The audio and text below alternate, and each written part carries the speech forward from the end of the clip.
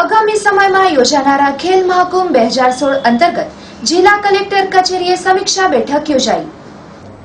રાજ્ય સરકારના રમતગમત યુવા અને સાંસ્કૃતિક પ્રવૃત્તિ વિભાગ અંતર્ગત રમતગમત વિભાગ તારીખ 30/9 થી 3/12 સુધી કચ્છમાં પણ ખેલ મહાકુંભ યોજનાર છે તેવું કલેક્ટરે પત્રકાર પરિષદમાં માહિતી આપતા જણાવ્યું હતું। શાળા તથા ગ્રામ્ય કક્ષાએ રાજ્ય કક્ષા સુધીની જુદી જુદી 30 રમતો માટે ઓનલાઈન નોંધણી, જ્યારે શાળાના વિદ્યાર્થીઓની શાળામાં પણ નોંધણી ચાલુ હોવાથી શાળા ઉપરાંત જિલ્લા રમતગમત કચેરી, કોલેજ, બીઆરસી, તાલુકા પંચાયત, નગરપાલિકા અથવા વેબસાઇટ www.khelmahakumbh.org માં પણ નોંધણી કરાવી શકે છે। તેમ છતાં વિશેષ માહિતી અને જાણકારી માટે જિલ્લા રમતગમત અધિકારીની કચેરીનો પણ સંપર્ક સાધી શકાય છે। આ સ્પર્ધામાં વિજેતાઓને ઇનામો પણ આપવામાં આવે છે।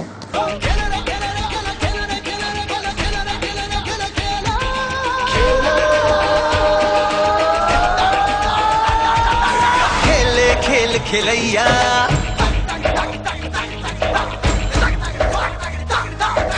खेले खेल खिलैया खेल छबीला छैया खेले खेल खिलैया खेल छबीला छैया खेल कूदनी संगे खेल दिल छे हैया।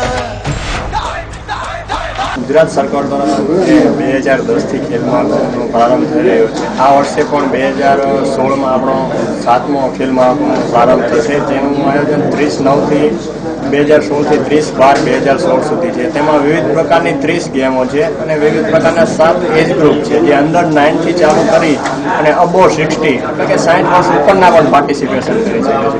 એટલે આ ખેલ મહાકુંભમાં દરેક વ્યક્તિઓ જે સ્કૂલમાં ભણે છે, જે નથી ભણતો અને જે ઓવર એજ છે, જે સિનિયર સિટીઝન છે, ઓપન એજ છે, દરેક વ્યક્તિઓ આ ખેલ મહાકુંભમાં ભાગ લઈ શકે છે। ખાસ કરીને આના માટે આપણે એક રજીસ્ટ્રેશન કરાવવું પડે છે, www.khelmahakumbh.org એના ઉપર રજીસ્ટ્રેશન હોવું ફરજિયાત છે। રજીસ્ટ્રેશનથી આપણને KMK આઈડી મળે છે અને KMK આઈડીના આધારે આપણે કોઈ પણ ગેમમાં ભાગ લઈ શકો છો, જે ગેમ વાઇઝ આપણે રજીસ્ટ્રેશન કરવું હોય।